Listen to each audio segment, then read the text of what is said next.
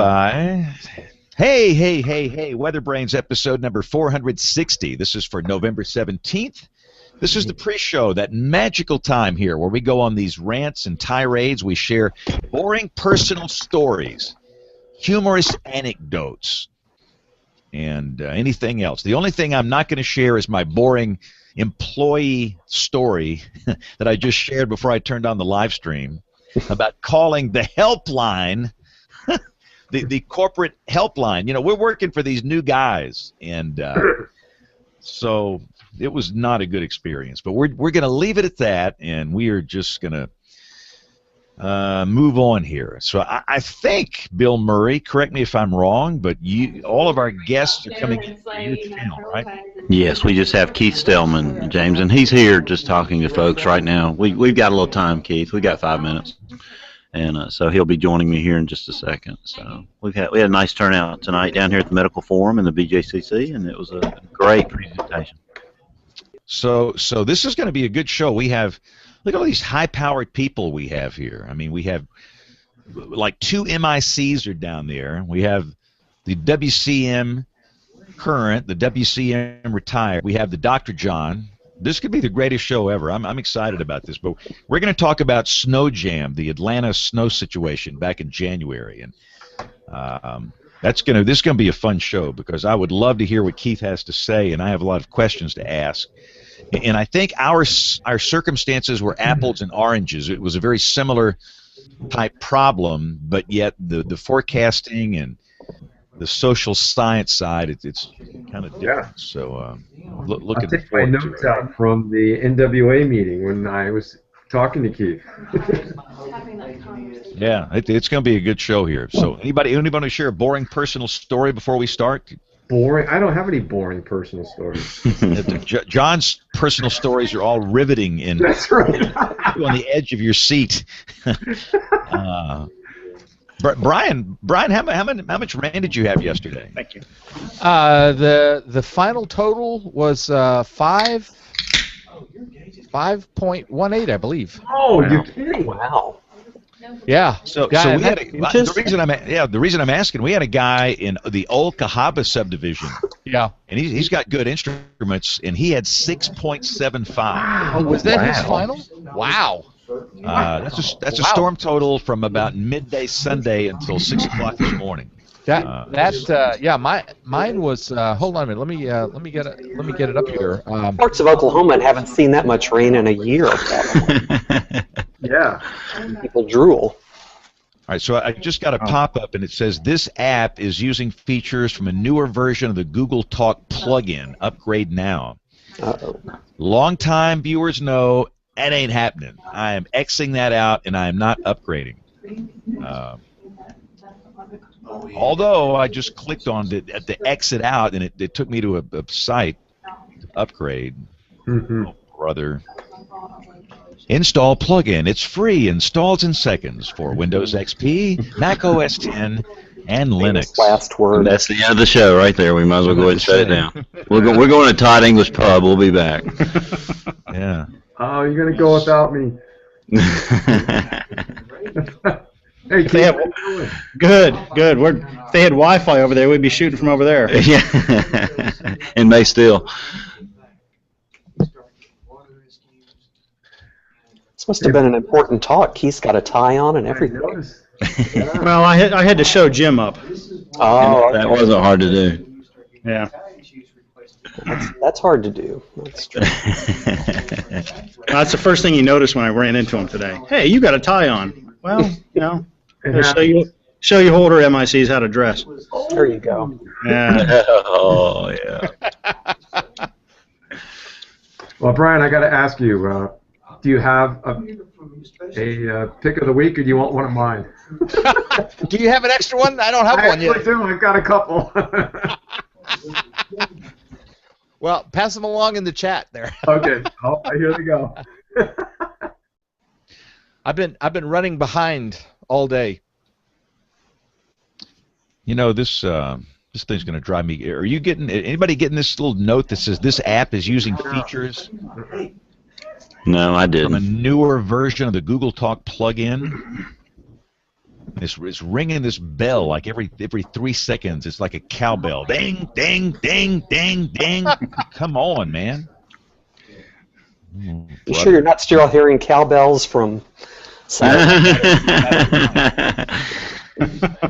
Yeah, James. Exactly who were you rooting for on Saturday? That you must have had real. Yes, and yes. You know, I have a real problem there. So I got a lot of hate mail from my Mississippi State friends calling me a traitor because on the screen at Bryant-Denny Stadium I say Roll Tide.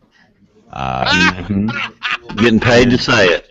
You traitor, you being paid off, man. You're taking that money from Tuscaloosa, and so look, guys. I'm gonna have to drop this thing, come right back. I think maybe it stops.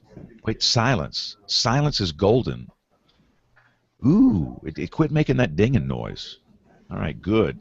Hey, we're on cable television, but thank you for joining us. For those watching on James Span 24/7.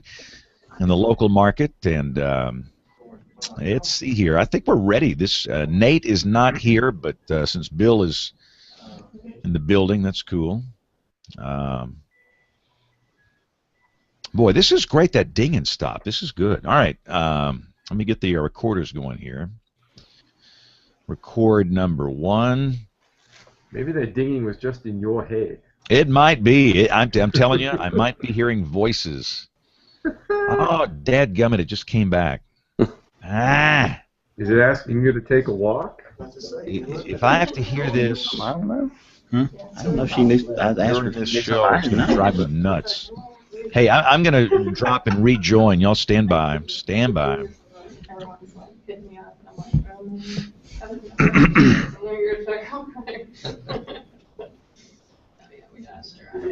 We'll see you next time.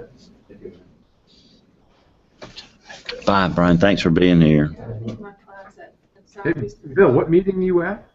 Our local NWA chapter meeting. Oh, sweet. Nice deal. We have some great speakers, and this was one of the best ones. Oh, that's great. Wow. He's only saying that because I'm sitting next to him. That's not true. We've had some good ones too, haven't we, Brian Peters? We have. I'm sorry I couldn't get there, Bill. I had a previous commitment. Of course. It's cold. Well, that wasn't the commitment. Yeah, exactly. All right, finally, I'm back.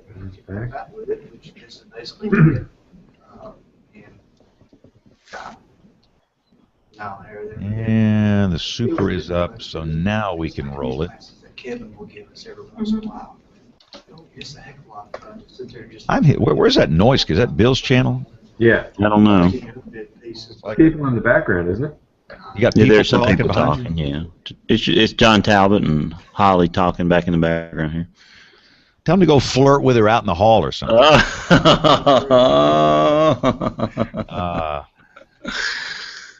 right, stand by. Stand's cracking on you, John. Here we go. Here we go. I did install the new plugin. That's the only way to make that thing stop. So this could bring the whole show down. All right, here we go. 5, 4, 3, 2, 1. It's the weekly show all about weather. You know what this is, WeatherBrains. This is episode number 460 for November 17th, 2014. Thanks a lot for taking the time to join us, whether you are watching, whether you are listening. Maybe you're watching live. Maybe you're listening later to the podcast version, whatever. Thank you for joining us. My name is James Spann, and we've got a fun show tonight because we have a little live shot. Love these live shots. Brian makes me feel like, you know, we're on real television here. Well, let's go live to Brian Peters now, who's standing by with our live, local, late-breaking live truck. Brian? With my boots on. My rain boots.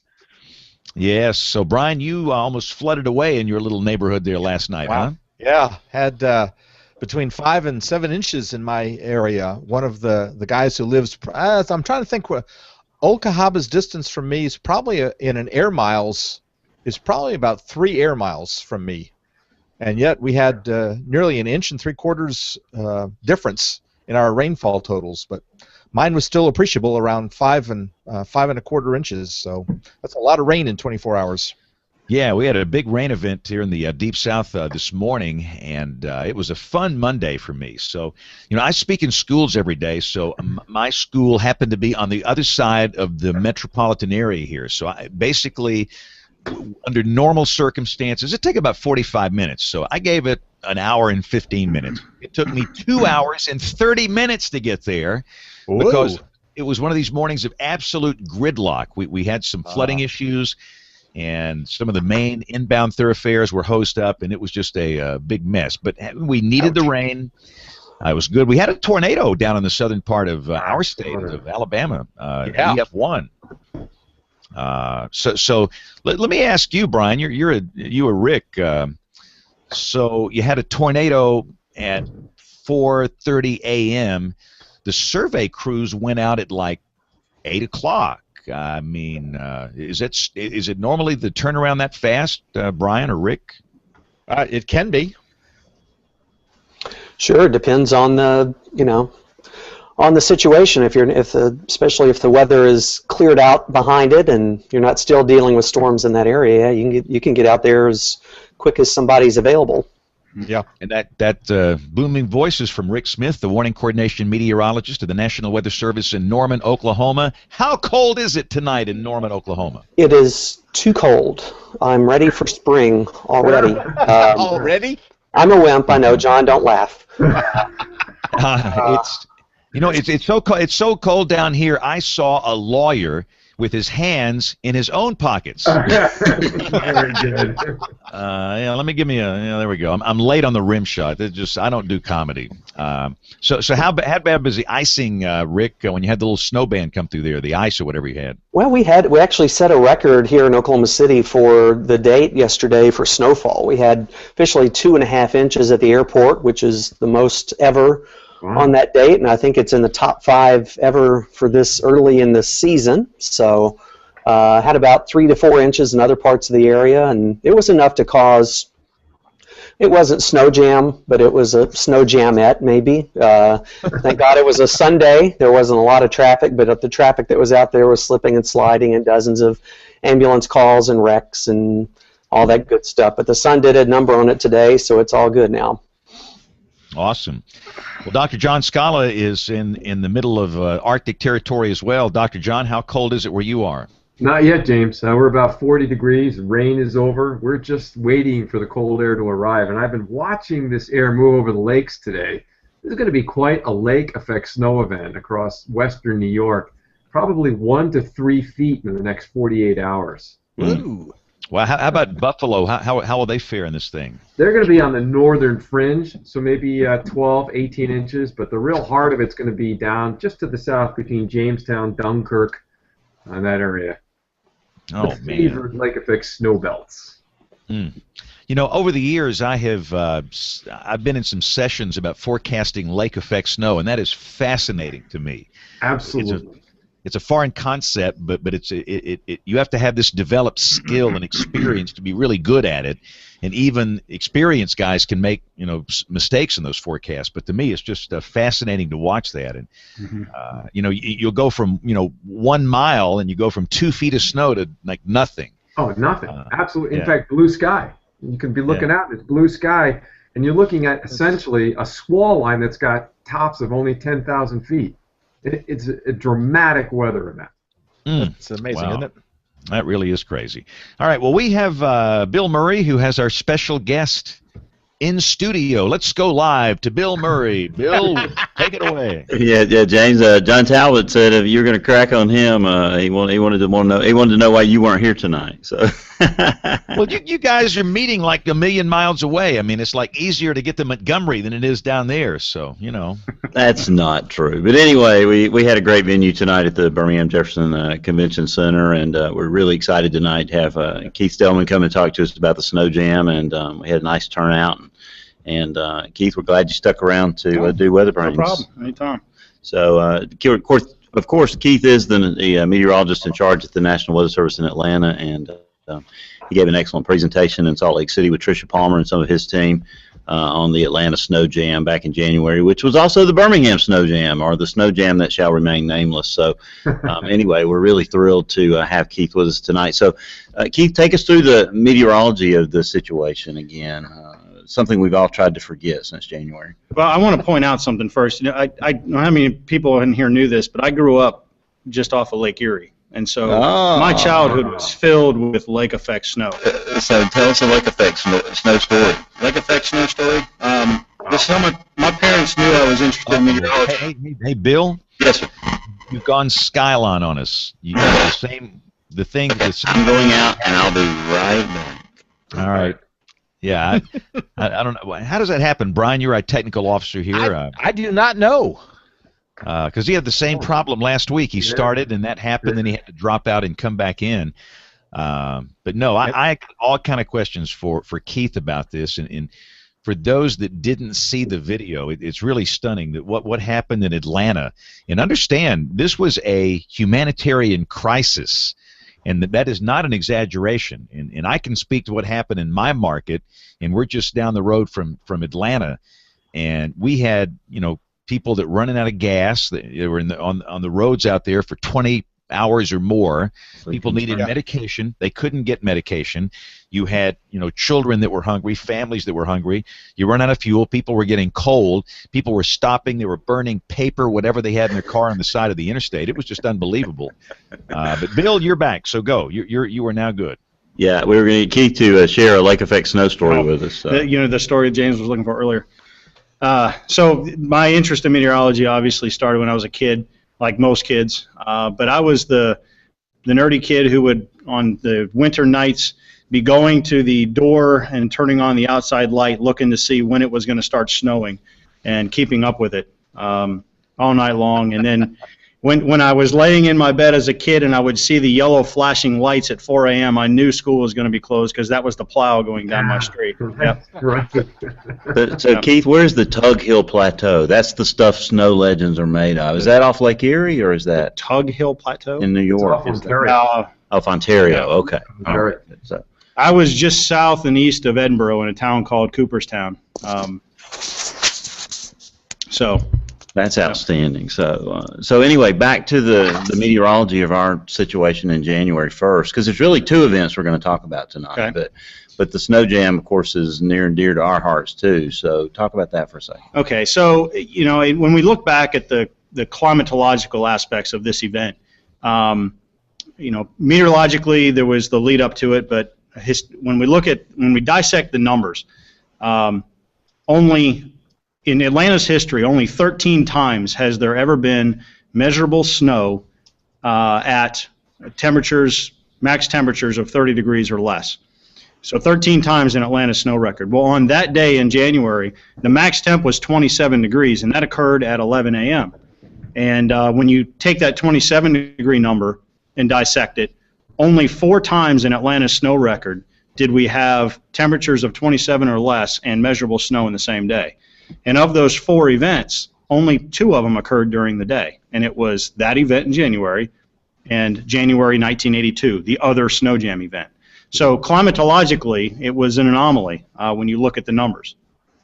So John DeBlock pointed out here tonight, and it had occurred to me too, we have analogs for severe weather. Maybe we need analogs for all sorts of high-impact events, and maybe officers should be developing those sort of things. It's a start, because I think one of the things we as meteorologists underestimated in that event in particular was the impact of the temperatures, the air temperatures at the time of the snow. At the same time, I don't think any of us took into account the dew point factor. In fact, a lot of us thought that the dew point was going to probably not allow us to even precipitate because it was so dry. We started the day at 1 degree, 1 degree dew point that morning. Amazing. And temperatures that morning were in the middle and upper 20s in the Atlanta area, and the evaporative cooling pushed it down into the lower 20s. We were at 21 degrees at Atlanta Hartsfield at 7 o'clock. The north side of the metro was already in the teens at 7 o'clock, and it was snowing. And as far as we could tell, that was the coldest it was ever going back in the snow record. when it was still snowing, was in the upper teens. So in some cases, my grandmother was right that sometimes it can be too cold to snow. Huh? But what made the lift so strong to overcome the We had a really strong jet, and what our forecasters were looking at the night before, which prompted them to go into the warning. It wasn't anything really the models were trending, because the models, when we decided the day before to go from the watch to the advisory that night, that was determined based on a drying trend we were seeing in the models, and the models were not handling the moisture very well. But overnight, what the guys were looking at was simply radar returns back to the west. And the radar returns back to the west, and the precipitation that was falling further north than what the models were indicating, telling us that it was a much stronger system coming in. That ultimately is why they went to a warning in the middle of the night. So go back in time, because the timeline of the products is very important, Keith, in this situation. So go back. I'm sure you can do it from memory. I'm sure you've done it a few thousand times since January. But talk about the timeline of the products, and then there's some interesting things inside those products that we need to talk about. So we started with a winter storm watch on Sunday. Now keep in mind, the snow started, just to give you a reference, the snow started at about 11:30 a.m. Tuesday. Sunday afternoon at 3:12, we issued a winter storm watch for the Atlanta metro counties on the southern end south, which did not include the core of the metro counties, but it did include the southern end of the metro. Monday night, overnight Monday into Monday morning, the midnight shift added the Atlanta metro counties into the watch. Monday afternoon, the counties that were in the original watch, that is the southern end, was upgraded to a warning. The Atlanta metro was left in a winter storm watch. So we had a winter storm watch for the metro Monday afternoon, and we had a winter storm warning for the metro counties south. And the reason why that was because there was still not a lot of confidence as to whether or not the precip was going to come in further north. The critical decision, I think, in all of this was made that evening before the 10 o'clock news. And we knew that the later we could push it, the more time we would get. Maybe the models would come in better agreement. But we left it to the evening shift to decide what to do with the watch in the metro. And we knew that we had to get something out before 11 o'clock, before everybody went to bed. In hindsight, maybe that wasn't the right thing to do, but it is what we decided to do. The decision was made to go from the watch to the advisory, and we did that at 9:36 p.m., just before the 11 o'clock news. So we went from a watch to an advisory. And then 3:39 in the morning, the midnight crew sees the snow beginning to develop further north and upgrades the advisory to the warning. And so the warning goes out at 3:39, a good 8 hours and 8.5, 9 hours before the actual first snowflake fell. So that was the timeline of the products. But when we look back at the event, there was a press conference that the governor held the following day. And when he says, I talked to your local meteorologist, and from what I understand, the Weather Service did a bit of a downgrade in going from a watch to the advisory. And so when we pulled apart and picked apart that word downgrade, where did that word downgrade come from? Why did the governor say downgrade? Because in reality, going from a watch to an advisory is an upgrade. So the word downgrade comes from the misinterpretation, what we find, and I've talked to some TV meteorologists in Atlanta and others in the industry. Many of them perceived the going from a watch to an advisory as a downgrade. And that message, that tone, carried itself on the evening news and the overnight by our EMs, by our partners, and by even the media. And because of that, it was foreseen as a non-event, going from the watch to the advisory in the overnight. And so many people went to bed thinking this is going to be a non-event and disregarded the upgrade to the warning in the overnight hours because the decision was made the night before. So everyone gets up in Atlanta and goes to work, and most importantly probably goes to school, because that probably sets the tone more than anything else, in my opinion. Yes. And we've all, as you mentioned tonight, had this opinion that schools make decisions at 4 in the morning or 5 in the morning, but probably in reality now that's not the case. Is that what you've confirmed with your local officials in Georgia? Well, what we've talked is they make the decision at 4 a.m. based on the road conditions at 4 a.m. They go out and they look at the bus routes. If the bus routes are drivable at 4, and there's no real change. The big decision makers aren't necessarily up at that time. They saw that the precip was still way off to the west, and it was going to start snowing later that day, in noon and thereafter. So there was no decision on the roads at 4 a.m. The roads were clear. So it was, we're going to go to school, and we're going to go to work, and we're going to try and get a half day in, and if we need to decide to go home early, we'll do it at noon after lunch, because after the kids get fed lunch, it's considered a full school day. And so generally when these, as John Stewart was so beautifully making fun of us here in the South on the Daily Show and the clip you showed tonight, generally 1-2 inches of snow in a situation like this is going to collect on the grass first. We'll have time to get where we need to be. But we saw a very different situation that day. So talk about, some of that physical process from what you've learned from the transportation folks. And I'm sure our panel has some comments on that too, from what we think we know. Talk about what you know about it. So there was some treatment of the roads that started at 9 a.m. and in talking to the Department of Transportation, a lot of times they are reluctant to pre-treat roads in snowing events too early, because they know in many cases it rains preceding the snow, or it's mixed with rain, which intends to wash away a lot of the salt and brine they put down, thus rendering the salt on the roads useless. But in this case, because the snow fell and we were at the temperatures we were, and the dew point was so low, it fell, it stuck to the roads virtually instantly, and then with everybody deciding to leave at the same time, people were driving over it, compacting it, and then it would reinforce the melting process, and then because the air temp was so cold, refreeze into a sheet of ice. So the key factor is the air temperature here, no matter how the melting occurred, whether it was a warm road or compaction or whatever it occurred. Now Rick and Brian and Nate have been carrying on a conversation here in the chat and talking about this process of upgrading or downgrading. And Rick, you might want to comment what you were saying, because I think that's a nice clarification for the audience. I think it's interesting. Nate and I were talking about this terminology, upgrade and downgrade, and certainly Keith and I have talked about this quite a bit, and I understand your point about that.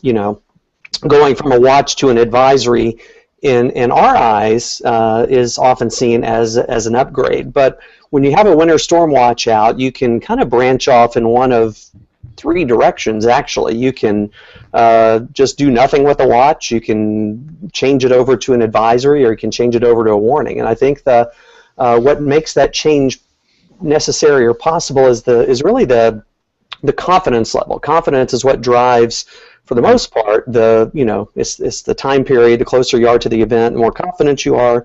So confidence goes up, and then you go from an advisory to a warning. Then the expected impacts drive whether it goes advisory or warning from that point. So so the question I have is it what's really driving that? Is it confidence, or is it time scale? Because you wouldn't have a winter storm watch 6 hours out from an event. You'd either have a warning or an advisory, but at that point you're past the watch time scale. And so I'm sensing a spurious relationship that usually confidence goes up as you get closer to an event in time, but it's really time that's pushing things along. And my original question was, that an advisory or a warning is sort of the natural progression, as you were saying, from a watch. Not so much, neither is really an upgrade or a downgrade so much as it's just sort of a natural progression from a watch to a warning as you draw closer to an event. And like you said, there's those 3, you sort of branch from there, but 3 hours out from the beginning of an event, you're not going to be sitting on a watch. You'll have picked a path one way or the other, right? Right. Well, you would, and you would think you would, but one thing that was never mentioned in here and that we didn't talk about was, where's the impact in that? And is impacts ever going to play a role in whether we go advisory or warning or not?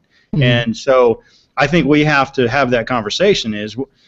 Is warning strictly an impact-based thing, and advisory maybe not so much? And in this case, we were so focused on the amounts as defining whether it was a warning or an advisory. Is it going to be less than 2 inches of snow, or is it going to be more than 2 inches of snow? And if it's less than 2 inches of snow, that quantifies itself scientifically in our minds as a advisory.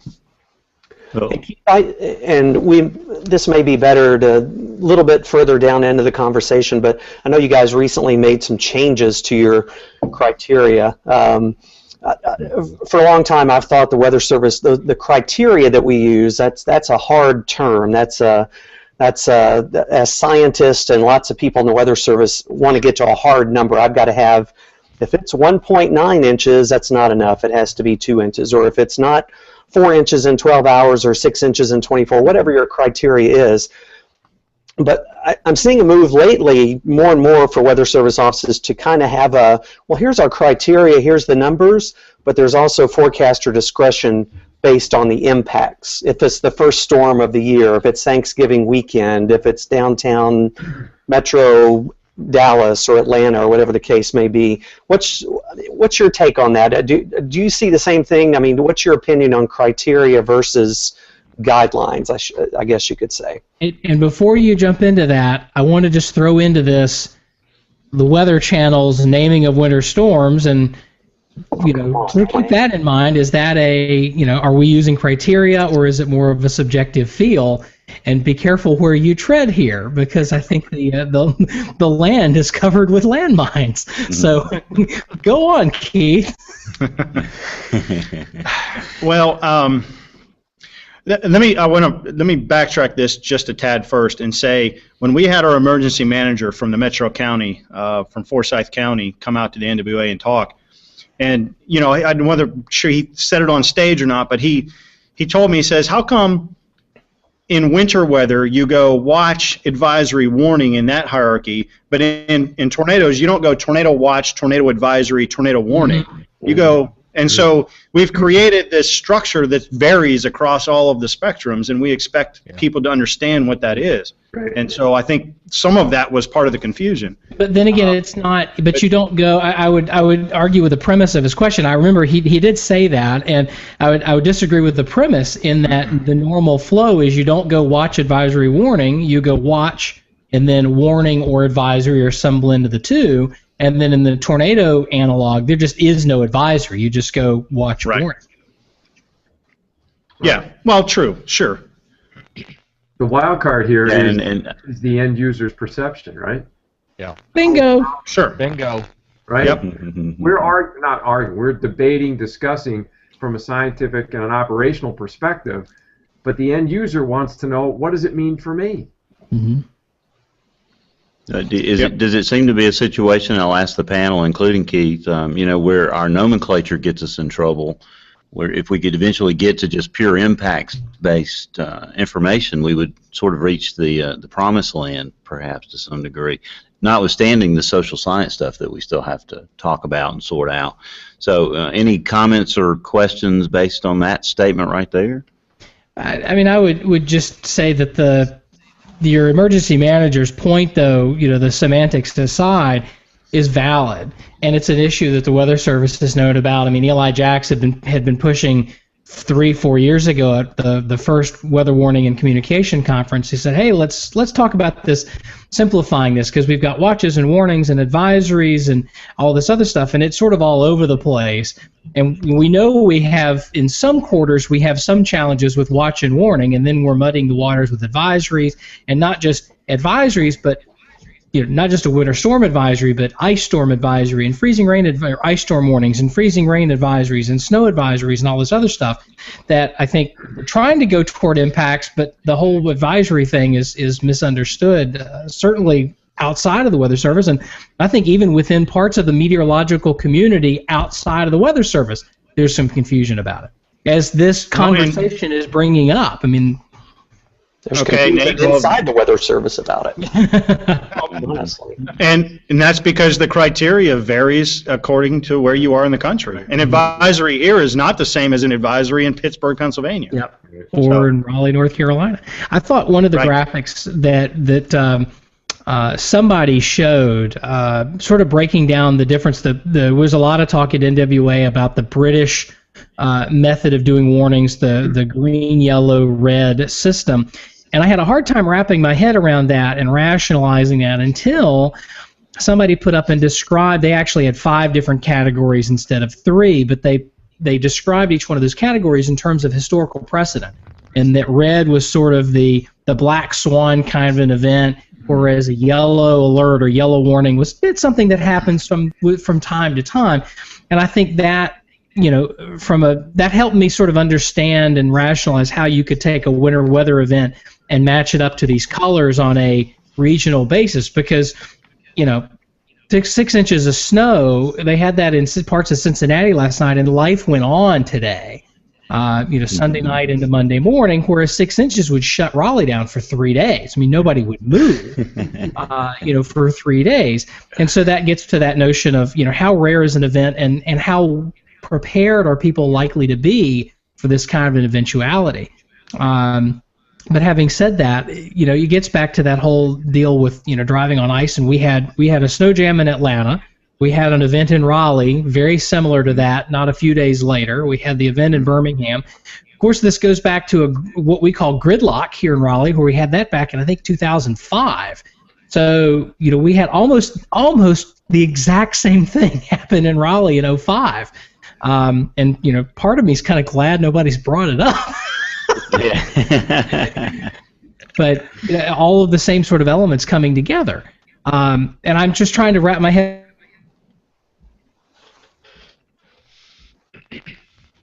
Nate is frozen in time. Yep. Nate beamed up.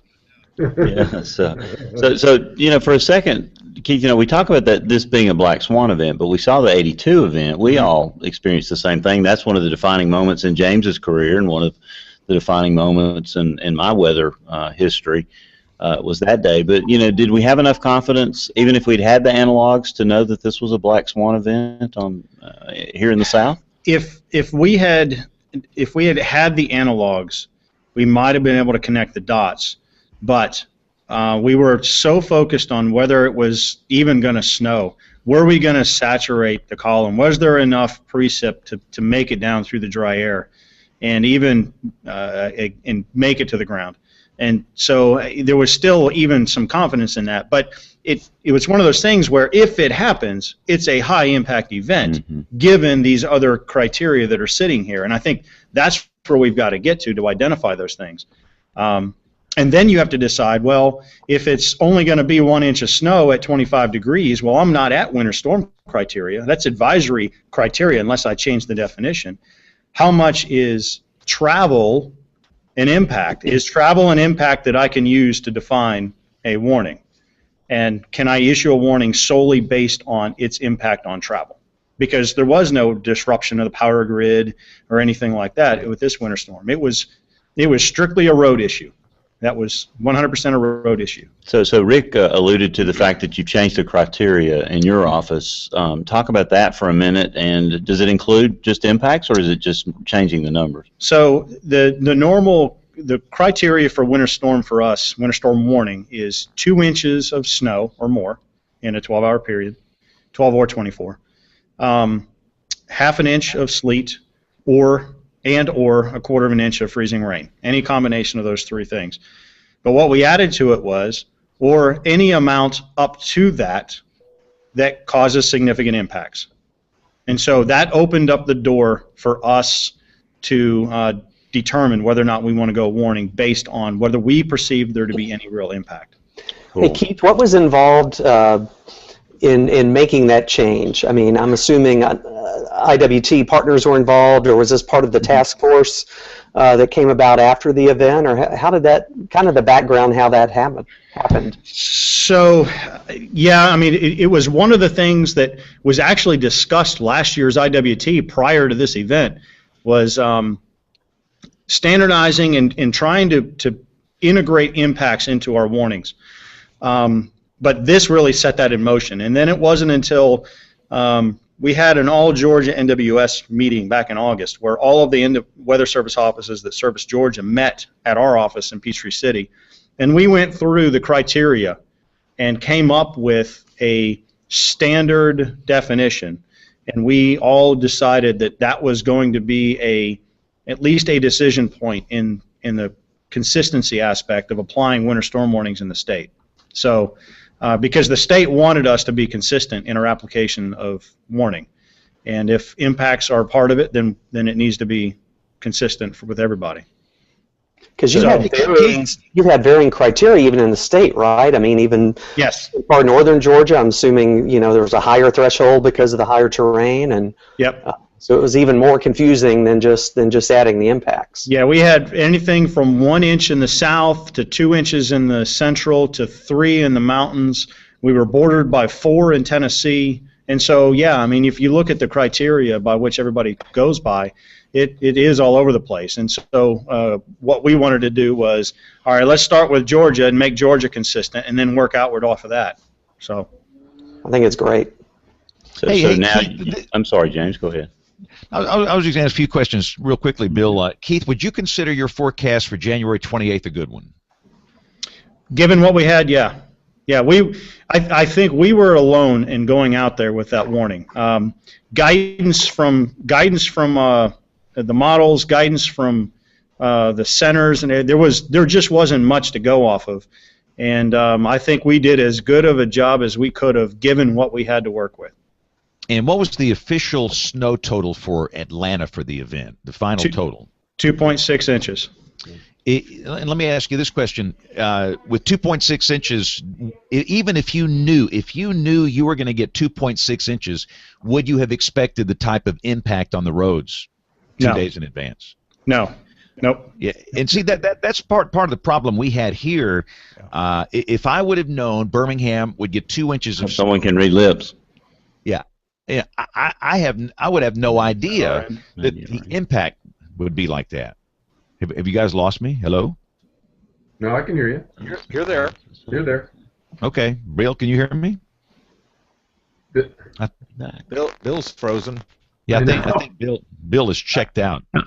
They just beamed out. Yeah, so here's the thing, and what I was going to talk with Keith about, in our situation, let me rephrase that. Forget I did not do a good job. I forecasted dusting. Instead of a dusting, we had 2 inches.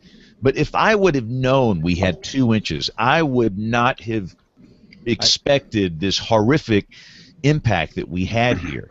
And I think part of it, Keith, and I see you're back on here, it has to do with the ice accretion process when it's 20 degrees. Right. And I've been doing this 35 years. That's never happened on my watch. And again, I want to talk about January '82 later because I worked that event. But it's never happened on my watch. And here I am the night before saying we don't expect any driving problems. And the truth is, I'm not a highway engineer. Right. I really don't understand the ice accretion process on roads. So I think it goes to the fact that I need to be better educated by talking with highway engineers and people. I don't know if I'm qualified to be saying these things. What I learned is that there's just a lot of work for me to do and a lot of things that I need to learn. And hopefully the next time it happens, we can hand this information down so the next generation won't have to deal with something like this. No, but James, we are expected to know what's going to happen on the roads. Can I drive my school bus? Can I drive my car on the roads? Because that's what they expect us to know. And we do a good job of predicting it falling from the sky, but what we don't do is predict it on the ground. What happens to it when it hits the ground? Right, and again, I don't know if I'm qualified to stand up there and say these things, and so I need to go back to school and learn this stuff, and I'm trying to do that, and because goodness, I mean, that thing on January 28th, it really shook me up, and I wrote an apology, a very public apology, and our situation was different than yours, but my forecast was not good, and a lot of people in the weather enterprise thought that I shouldn't do that, and I thought that I owed it to people because it was a total humanitarian crisis here.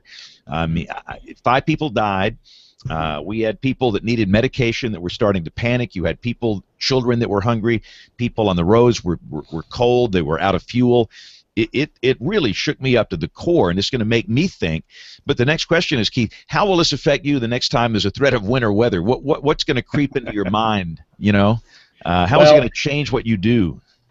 I can assure you that the winter forecasting process in our office will be a team effort. So if we fail, we all fail on this one. And it's the way I see it. I don't want any one forecaster having to make a decision like that on their own. We're going to go into it as a group think, and because the collective minds is better than the single, and that's the way we're going to handle this winter. And how is the coordination process between you and the local media in Atlanta before something like this? Well, they're a part of our webinars. We started inviting them about right when I got there. I made a conscious decision to open up our internal webinars with our EMs to the media, and they now join. Some to the chagrin of the emergency managers, but at the same time, we have to understand that we're all in this together and communicating the message from the media outward and across to the emergency managers. And so including them in our decision making and our internal thinking was part of the process. And so that's what we've done. And so they've always been involved in that. And obviously we're a part of chat, and we know them pretty well. But so yeah, they're there, but it doesn't mean that they have to agree with us. And I'm beginning to think in my old age that we really do need that coordination. I know deep down inside, most people are competitive in nature, especially men. Sure. And we want to be the one guy that's going to get it right. They've got it wrong. I've got it right. I'm going out on a limb. But I'm not so sure that mentality is a good thing if you go rogue. And I just like the idea of coordination, especially for severe weather, tornadoes and severe storms, but even in winter storms. And I used to be kind of a rogue guy, but in my old age, I think those coordination calls and the being on the chat and having everybody together, it's a really good thing, because if we all say different things, that's just going to lead to mass confusion. And the problem we have is that people aren't going to trust any weather forecast for winter weather for a while because of what happened on that day. And we have to earn their trust back, and I think we all need to be on the same page to do that. So. And I think we did earn some of the trust back with that second event, 2 weeks Exactly. later? Exactly. And I want to talk about that for a second, Brian. I think that's a good point. You did have a catastrophic ice event in Georgia, the 11th through the 13th of February, so just a couple of weeks later. There was something very important in that discussion, and that was your changing, because it's a lateral move from a winter storm warning to an ice storm warning, and that had an impact on response, Keith. So talk about that. So we took the lesson on the advisory, warning, confusion, watch confusion, and on the second event, the February event, we had a forecast of anywhere from a quarter up to an inch and a third of ice accumulation, which is significant, if not catastrophic, in part of our area. And we also had snow and sleet mixing in. So it was a combination event. We were going to get the full gamut. And the decision initially was winter storm warning. That'll cover the snow, but we're going to hit the ice impacts hard within the warning. Well, about the time we were starting to really hit ice impacts hard with the warning out, we started getting questions, well, why don't you have an ice storm warning out? Why don't you upgrade this to an ice storm warning? And internally, we as meteorologists look at the definition of an ice storm warning and the definition of a winter storm warning, and in reality, they're the same. It's a quarter of an inch of ice or more, right? But within a winter storm, we've included these other things, snow and sleet, and that's what we were going to get. So as a science, from a verification, from a reality standpoint, well, winter storm better fits this because we're going to get them all. But the real impact was going to be from the ice storm, and we were being asked with the media, why aren't you going to an ice storm warning on this? And we started thinking about that. Well, let's do that. Let's change this to an ice storm warning. But internally, the process of going from a winter storm to an ice storm is a lateral move. It's not an upgrade. So if we're going to do that, we have to cancel a winter storm warning that's in effect right now to reissue a new ice storm warning. And what that does is that sends out a whole cancellation message string across the weather radio, down the weather wire. And so we had to do a really good job of communicating, hey, this is about to come out, but this is why it's going to happen. Please trap this and keep this from going out and getting into your system, because we're about to backfill it with an ice storm warning. And so that took a lot of effort. Our IT had to sit there and trap some of the messages from going out along the weather radio side and the EAS side. At the same time, we had to communicate with our partners that we were changing this to an ice storm warning. But the impact of that was big, because when you talk to our emergency managers, they have a whole different set of procedures set up for ice storm warning versus winter storm warning, even though in our definitions they're the same. So society is interpreting these things differently, even though we're looking at them the same. Yeah. Exactly. And Dr. Laura Myers has done some work, and you've had some survey results. Anything from those surveys that's new and enlightening from what we've already determined from this conversation tonight? Anything else we didn't cover, Keith? The biggest things out of her survey was that the public is still confused by the watch warning advisory nomenclature. And so, how much education do we have to do before we realize that we need to maybe rethink this whole process and the way we communicate this stuff? So going back to the event in January, Keith, as this is all unfolding, and James said it, here it was a humanitarian crisis. Obviously, it was in Atlanta too. What were you thinking as this, firestorm erupted in social media after the event? I was just, it was one of those surreal moments that you're in. Is this really happening right now? It was, I'm a very competitive person. And I took it on as a challenge. I said, well, something's got to be fixed here, and so we got to get on top of this and fix this. And I don't care how many doors I got to break down to do it. So, and that's pretty much been my year since then, is breaking down doors and saying, all right, this is what we're going to do. So did you have a little educational process for the governor, or what? What happened there? We were included in on the task force, and I was given the opportunity to speak as the keynote to the first meeting, and I took that opportunity to talk about the climatology and the black swan nature of that event, but also talk about the definitions themselves and what they actually mean, because that was the first point we had where we saw that there was an issue in the terminology.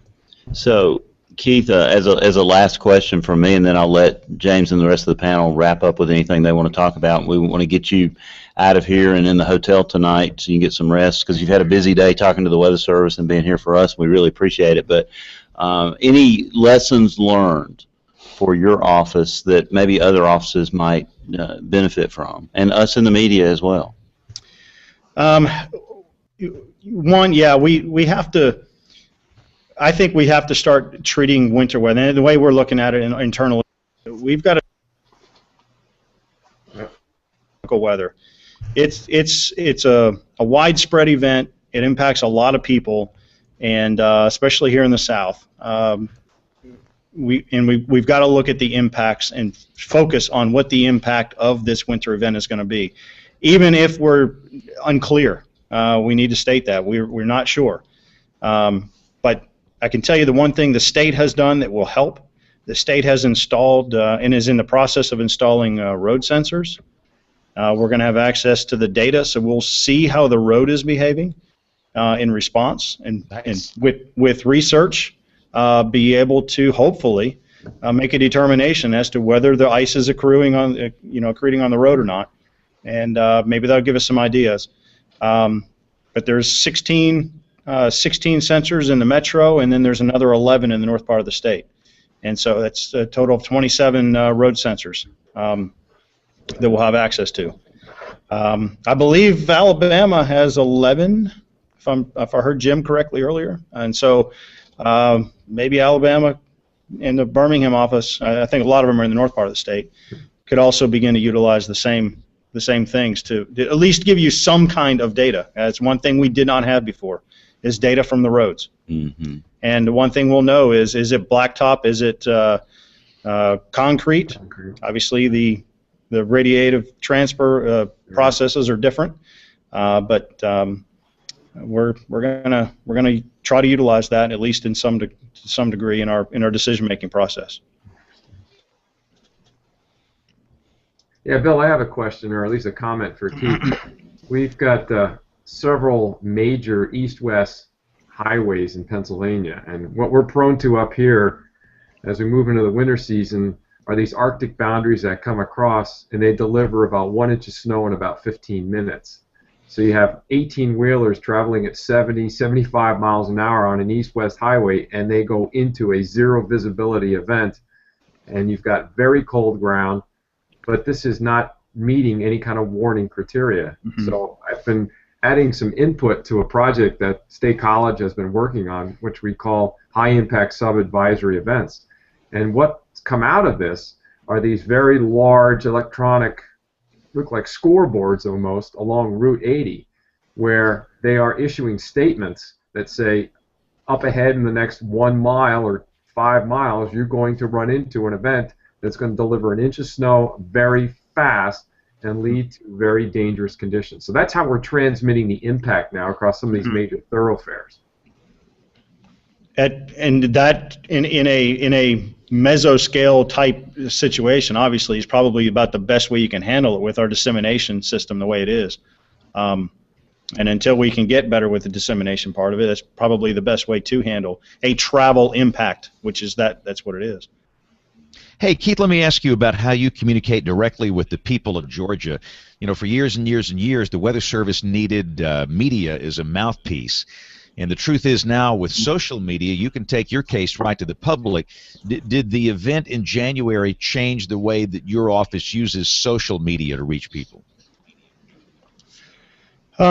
We had already gone down the road of vamping up our or ramping up our social media and Twitter especially, and we utilized Twitter pretty heavily during that event. But I think probably the biggest thing that changed as a result of that event is what the governor decided to do, because right now winter weather products are not a part of the WEA, the Wireless Emergency Alert System. Blizzard warnings were taken out of that, if I'm not mistaken, and so only tornado and flash flood are left. The state has the ability to issue wireless emergency alerts, and what they decided to do was utilize the civil emergency message route, which they have control of, to issue winter storm warnings out through WEA. So anybody with a cell phone in a winter storm warning in Georgia is now going to get cell alerted from the state when a winter storm warning has been issued. And that was put into place as a result of last year. So, and I've seen Weather Service offices do this, and Rick, maybe you can comment on this. I've seen civil emergency messages being issued. Do those all trigger a wireless emergency alert on these phones, or what is the point of a civil emergency message? I don't, Keith, you can correct me if I'm wrong, I don't think the civil emergency message itself will trigger the wireless emergency alert. We also have a deal we're working with the state of Oklahoma where they can send special messages that are outside the traditional Weather Service product stream, but I can't remember what pill or what header that they use to do that. I don't think the CEM goes out over the wireless emergency alerts, does it? I thought it did, and I'm almost certain that was the one. But that, whatever, if it's not the one, they're using one of those products as the vehicle for the winter storm warning. There's something that they can use to get it in the stream. Yes. Yes, through iPod. And here's the next question. Where do these things come from? You know, where's the man behind the curtain that pulls these wireless emergency alert messages on these phones? I mean, I would love to know how that works. It's like this mystery. I would too. Well, DHS owns the system, which communicates out through the cell vendors. But and honestly, the state has on their own decided 2 different Weather Service products they're going to wireless emergency alert cell phones. One is winter storm warnings as a result of that, and the other is PDS tornado watches. Mm-hmm. So when we get a PDS tornado watch, they're going to WEA alert cell phones. So this is just for Georgia. This is not a national thing? No, that's a Georgia thing. Mm-hmm. That's a Georgia thing. Is that the case in Oklahoma, Rick? Oklahoma, all we've talked about so far is specifically for tornadoes. Like on May 20th, we issued the tornado warning. Then, if you issue a tornado emergency, it doesn't necessarily get sent out again if it's not a brand new warning. So there's talk of sending out a special message to convey the seriousness of that situation. And like Keith said, something similar to a PDS tornado watch, maybe not that exactly, but these would be almost manually crafted messages that we would coordinate with the state on, that they could get, hey, this is a really bad situation, this is special, you need to be paying attention to. So that's what we talked about. We haven't gotten into any winter stuff yet, but who knows, that may be down the road. If I might add, James, I was doing a little research on WEA, and the FCC's webpage says that one of the questions, the FAQs, is how does WEA work? And it says pre-authorized national, state, or local government may send emergency alerts regarding public safety emergencies, and then additional verbiage. And down below that it says that alerts from WA cover only critical emergency situations. Consumers will receive only 3 types of alerts. 1, alerts issued by the President. 2, 3 is Amber Alerts, and 2 is alerts involving imminent threats to safety or life. So it's sort of broad brush. Mhm. It's vague, but there still has to be a vehicle. Yep. Right, and it has to go through the system. Right. By the way, Brian, your audio's gotten funky. You got some little magic switch you changed there. You might want to change your switch. So, Keith, one more thing back to social media. And again, Rick, I think Rick is kind of the gold standard of social media within the Weather Service. When you go into a situation like January 28th, do you have one full-time person in the office manning social media, or is that just something that people get to when they can? How does the staffing work? We do now. We have a position that handles social media, and it is a duty of that person. It's not a full-time duty of that person, but it is probably about a half-time duty of that person to monitor and follow social media for reports and to push out information. But it wasn't the case probably about a year ago, but during that event, yeah, we did have somebody there that was assigned to the social media aspects of it. And right now on our everyday forecast function, yeah, our public service desk is the one that pushes social media. But all of it, it's just like chat in our office. It's a culture thing.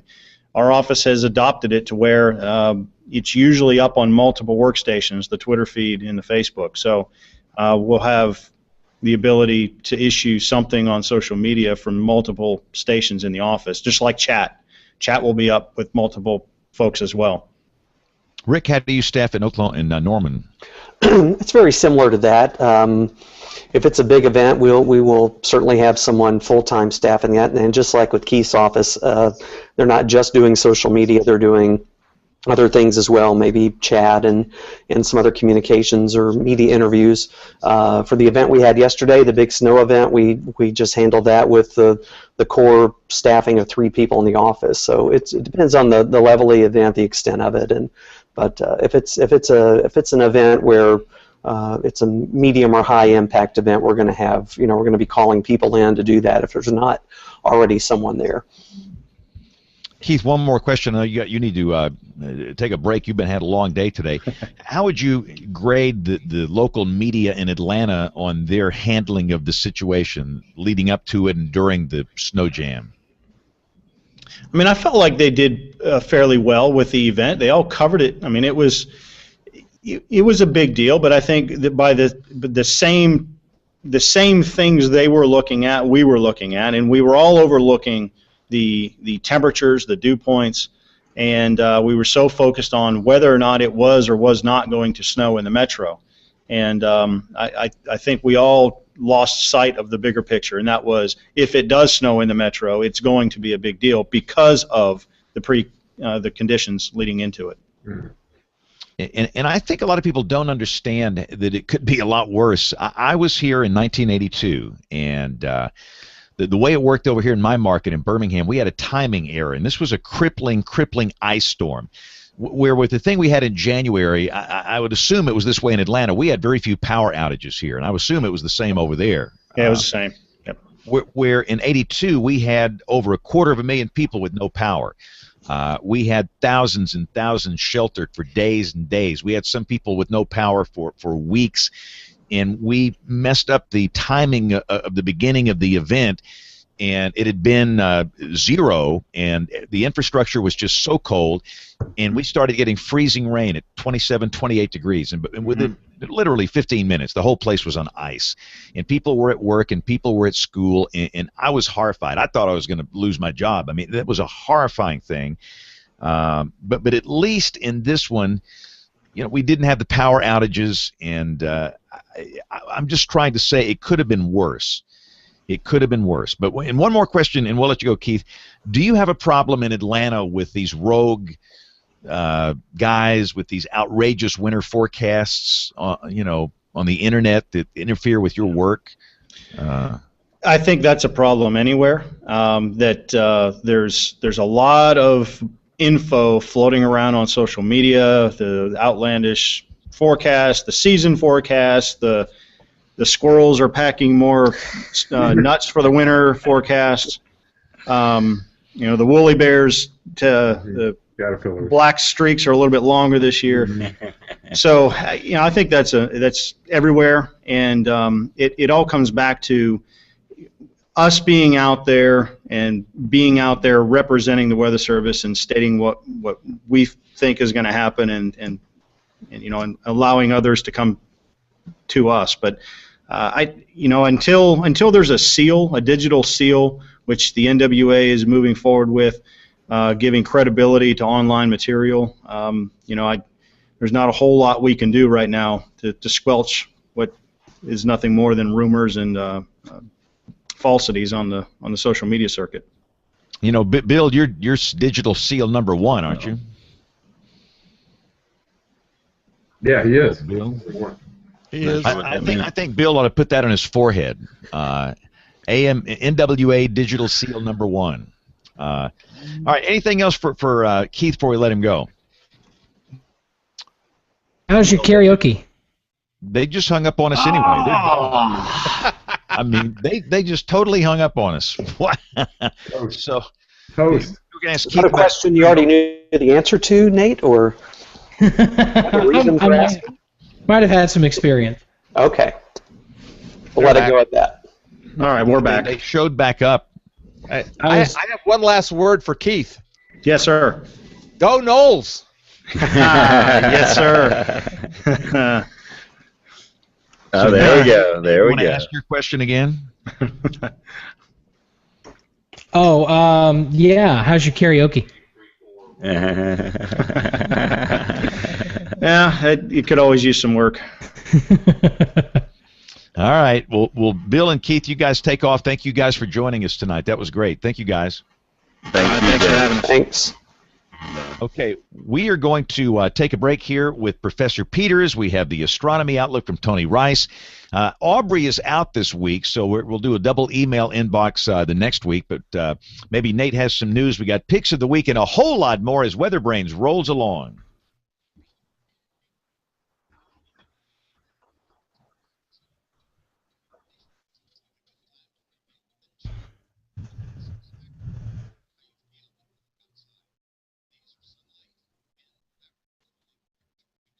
Uh-oh.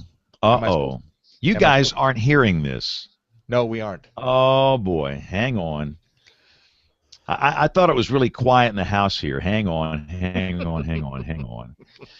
Oh, so you guys probably didn't hear the music at the start of the show either, did you?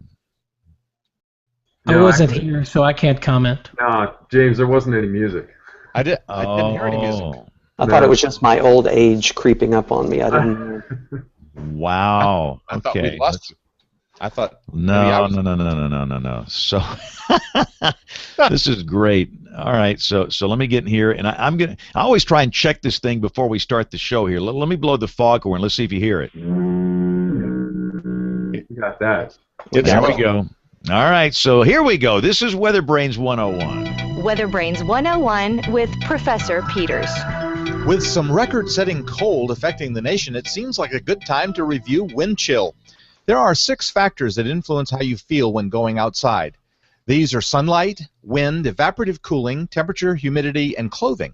The combination of these 6 factors determines whether a person feels hot, cold, comfortable, uncomfortable, or, like the porridge in Goldilocks and the Three Bears, just right. Wind chill is a way to express what it feels like outside. It is based on the rate of heat loss from exposed skin caused by the effect of wind and cold.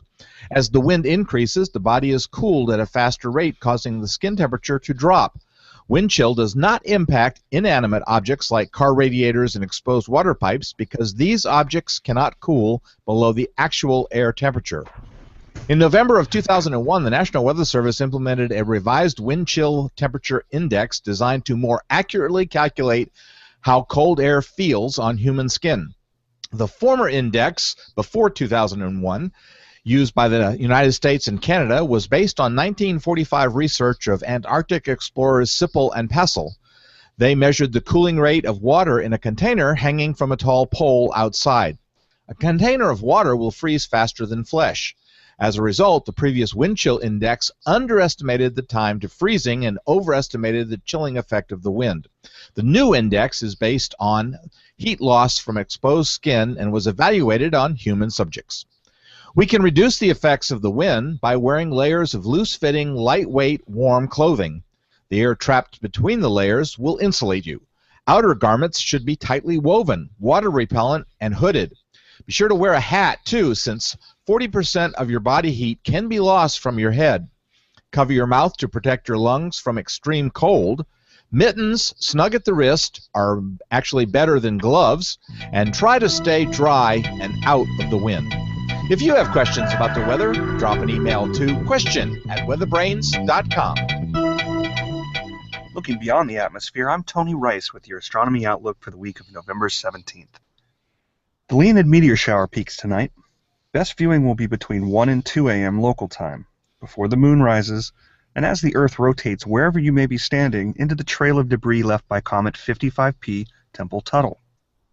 Though named for the constellation Leo, where meteors appear to emanate from, you might see them anywhere in the sky. Up to 15 meteors per hour are expected. Not a great shower, but worth a look. Mark your calendars, though, for the Geminids starting the second week of December and peaking the following weekend. November marks the return of my favorite constellation, Orion. Rising in the east after 9 p.m. local time, Orion is very easy to spot with the 3 stars in the Hunter's Belt. Also look for orangey Betelgeuse at his shoulder. It looks pretty hot, but the slightly blue star Rigel at his foot is over 10 times hotter at over 35,000 degrees Fahrenheit. The Orion constellation will be at its highest in the southern sky around 2 a.m. Another easy-to-find constellation in the November skies is Cassiopeia. Look for a letter M on its end in the northeast after sunset. It will flatten out into a distinctive M shape high in the north by 10 p.m., going on to rotate around to the other end overnight. That's your astronomy outlook. You can follow me on Twitter at RTPHokey for more spacey stuff like this. When the weather ball is red, warmer weather is ahead. When the weather ball is white, colder weather is in sight. When the weather ball is green, no change in the weather is foreseen. When colors blink by night or day, precipitation's on the way. Time now for the weather roundup. This is for November 17th, 2014. It's cold. Let's move on to something else. I think I saw it up pretty well, didn't it? I saw a stat today. All 50 states tonight will have some area within their borders less than freezing. That's pretty impressive. Hawaii, if you go to the high terrain, right? Yep. So that's pretty So cool. how many hundreds of millions of people are in the path of that board? I think I saw Monster storm. Ryan Maui tweeted this afternoon saying something like 800 million people worldwide were being affected by sub-freezing temperatures. There's a headline right there. Yeah. Clearly going beyond the U.S. Yeah. You know, I think the networks have toned down their rhetoric a little bit. Maybe they listened to our show last week or whatever, the show that we were griping about them. On my channel, it only said extreme weather. They didn't use monster storm, without warning, unprecedented. They didn't use any of that stuff. So who knows? Maybe they listened to us. But I did find it interesting that we had tornadoes in the warm sector of this thing. Yeah. During the night last night. Blountstown, Florida took a pretty significant hit. In fact, a prison down there looked like it took a big hit. And we had tornado watches from Central Florida up through parts of Georgia and South Carolina today, which is a reminder this is the fall tornado season for parts of the southern states. And it looks as though we might have another event, Mr. Peters. Yes. The weekend.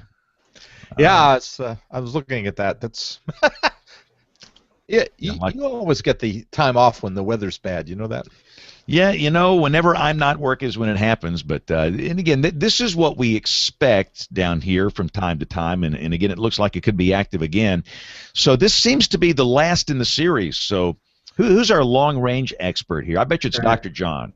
Yeah, I nominate him. I was just sending some email back and forth to the chief Met where I fill in at the television station. We were just talking about the same thing, that once this cold air leaves, there's no blocking downstream. So we're going to have to wait for another East Pack Ridge to redevelop and bring in the cold air. So at least in the short term, we should get a little bit more mild than we've seen. Yeah, I think for sure where we are, we'll see temperatures kind of getting closer to average values for the last week of November around Thanksgiving. So our 7-day forecast features teens for the low tomorrow night, and then we're back near 70 by the first of next week, ahead of that next system you were talking about. So nice roller coaster weather here in North Carolina. And at one point this afternoon, it was in the mid-70s in eastern North Carolina and snowing in the mountains. I love this. Hey. There you go. Yeah, 20 is the record low for Birmingham for tomorrow morning, so we're going to be very close to that. Yeah, and we had the same thing here in our state. This morning we had snow flurries in the northwestern corner, and it was in the 70s with severe weather in the southern parts. So very well defined Arctic front that came through here today. All right, well, let's see here. Nate, do you have any news for us? I do. I bet you got some news. So, ladies and gentlemen, we got to get Morgan Palmer to voice this. Somebody needs to take that on to get Morgan to voice this. But whatever, here's Nate with the news. And I got to give props to Tarmo for the theme music there, which, if you listen very closely, has NSJ in Morse code in it. Oh, really? Yeah. Wait a minute. Listen to the beat.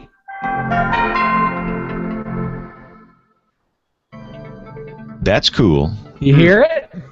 There you go. Yep. He did it. That's the music. I don't know that we could beat that. So anyway, we just didn't have a little Morgan Palmer voice action on that. He's now the morning meteorologist at Cairo 7 in Seattle. Got a good set of pipes to go with it. So anyway, so we had some bogus watches going out last week, and this was on the heels of news that the Chinese had hacked our satellite network. This was a story broken by the Washington Post. The Chinese had gained access to our satellites.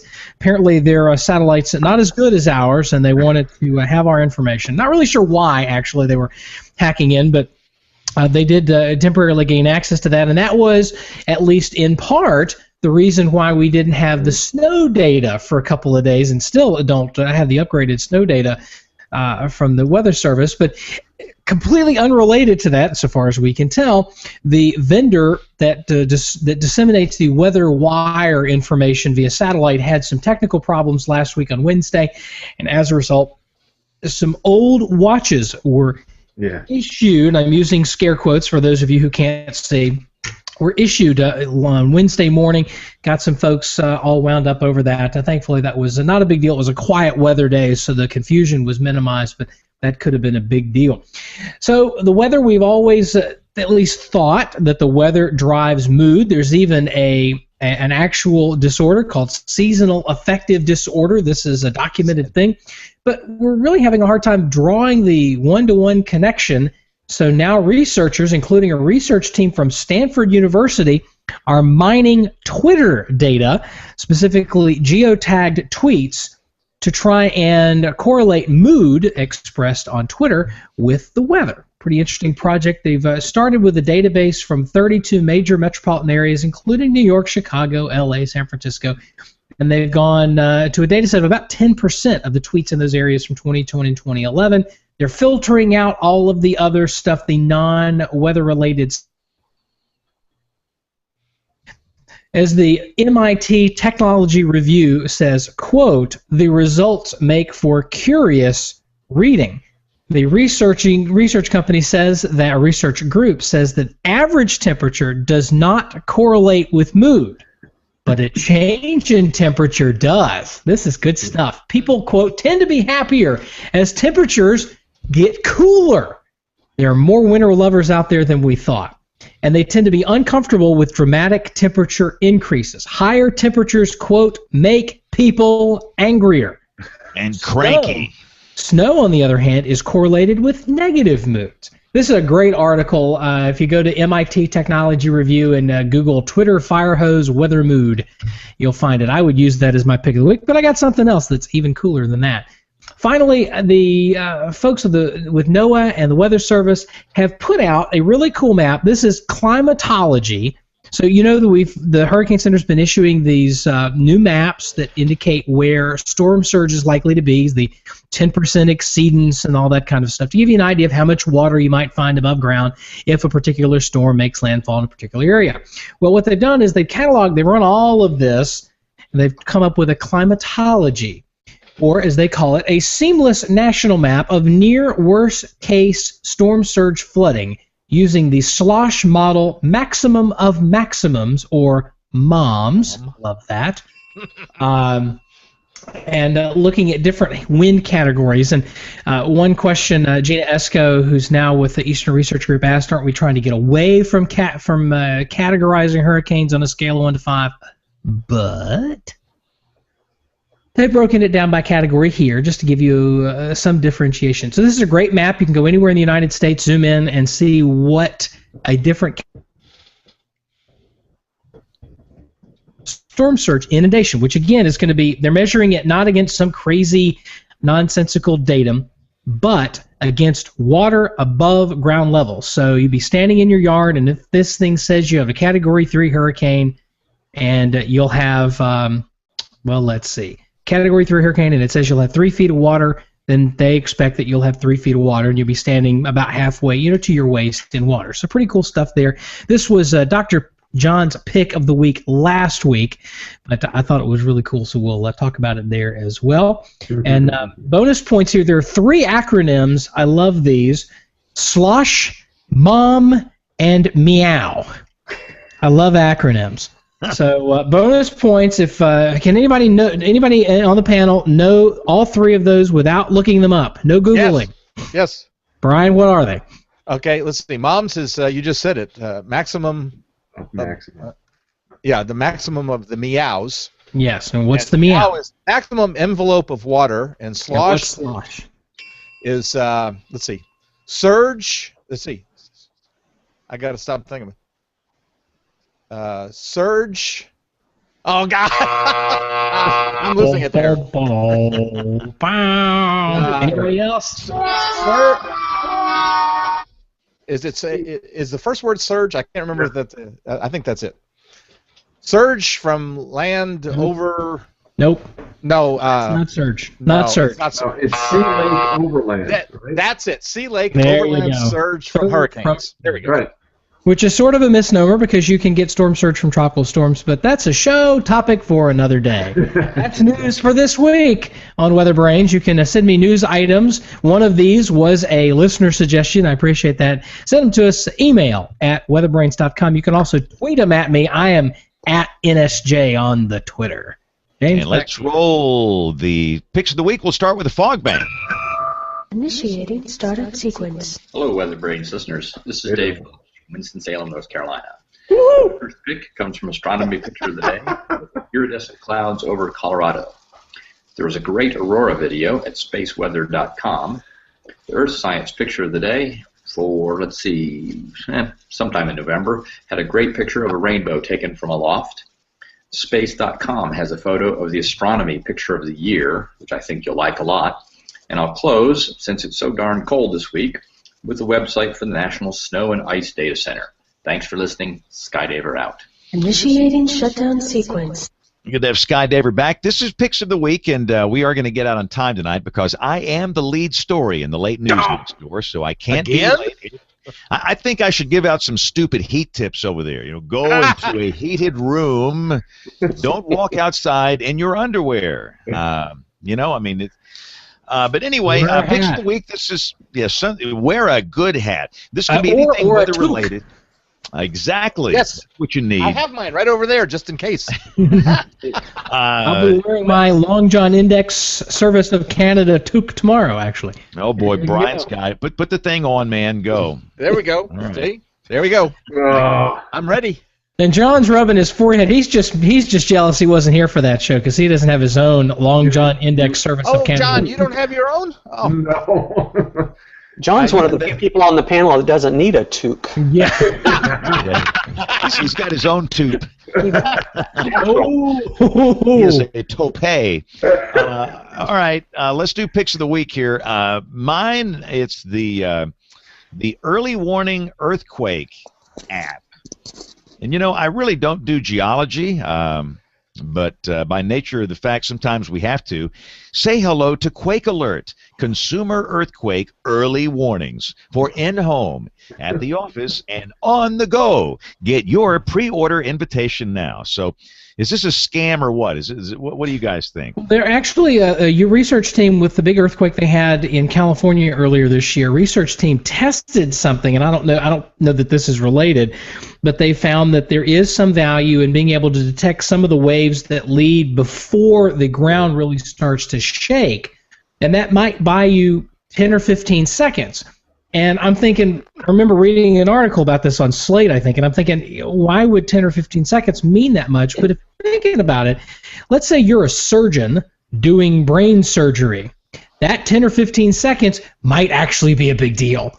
Around here, 10 or 15 seconds will give you enough time to tweet about it before anybody else. So it's funny. I got called out by a meteorologist buddy of mine in Tulsa because I was tweeting about that earthquake you guys had last week before he even knew it had happened. Yeah. And then I have my standard XKCD response for that. But anyway, we'll see if that works. Maybe we'll get a geologist on the show one day. But that's my pick. Rick, what's your pick of the week? My pick is rather, it's not exciting reading, but I thought it might be interesting. People may not realize that the entire Weather Service rule book for basically everything we do is online and freely available to everybody. The Weather Service directive system. So if you want to go look at 10-whatever and see what the properly formatted winter weather advisory is supposed to look like, you can go do that. And it sounds like horribly boring reading, but there's some interesting stuff in there. If you criteria for things and formatting and examples, so that's kind of our rule book. And I think I've talked to some people recently who didn't know that was out there. So enjoy yourself. Cool. Brian reads that every night going to bed, right, Brian? Is it memorized? Oh, only if only if I'm having insomnia. Some kids can quote chapter and verse from the Bible. Brian can quote chapter and verse from the directives. No, I can't. All right, Brian, what's your pick of the week? Well, I didn't have one, but thanks to John, I do have one. He saved me again. It's blowing the foghorn on you because it's a cheat. But go ahead. No, November the 17th, 2013 tornado outbreak survey. John came prepared with two picks of the week, so he graciously let me have one again. Thank you, John. A tip of the toque to you. Thank you. So Dr. John, you must have a pick too. Yeah, this was a little different. This is a book that I came across. I actually came across the review of the book that got my interest. The title of the book, Wizards, Aliens, and Starships, Physics and Math in Fantasy and Science Fiction. Written by a physicist, and what got my attention was this. The book sets itself apart in the first few chapters with its discussion of the physics of the Harry Potter series. Ooh. Wow. I went to a Comic-Con last weekend. That would have really come in handy. I think that would be required reading. Yeah. Yeah, cool. All right, Nate, what's your pick of the week? The best METAR remark ever, or so says Weather Observer and Meteorologist. Is this legitimate? Is this real? It is. I went back and pulled it out of the database, and it is real. This was brought to our attention from Ryan Knapp, who's a observer and meteorologist at the Mount Washington Observatory in New Hampshire. The METAR CYSB, which is Sudbury, Ontario, Canada, on the 17th at 1800 Z, winds 130 at 10 knots, visibility 2 statute miles, light snow and mist, clouds, broken deck at 500 feet, overcast at 1300 feet, temperature minus 02 with a dew point of minus 03, altimeter 2946, remark, cloud to the north looks like a puppy. And I did check. Right. I did pull it from 2 different sources. It is there. So to you, sir or madam, whoever is coding the odds at Sudbury, Ontario, Canada, I can say with certainty, yes, someone is reading those things. I love awesome. I saw that today. That is just way too cool. All right. Well, look, I got to go. I got to plug in next door here. You know the deal. If you want to get in touch with us, the email address, it's email@weatherbrains.com. Our social media accounts are up on that website as well. Show notes, a lot of good stuff there. We'd love to hear from you. If you listen by iTunes, we love the iTunes comments as well. But we're typically here Monday nights, 9:30 Eastern, 8:30 Central. You can watch us on the video side, live.bigbrainsmedia.com. You can listen, of course, anytime through your favorite podcast app. So on behalf of the entire WeatherBrains crew, I'm James Spann. Thanks for listening. Have a wonderful week, and God bless. All right, guys, we made it. I got to go do some stupid heat tips. Yeah, don't do heat tips. Go into an air-conditioned room or just walk outside. Bye, guys. All right, see ya.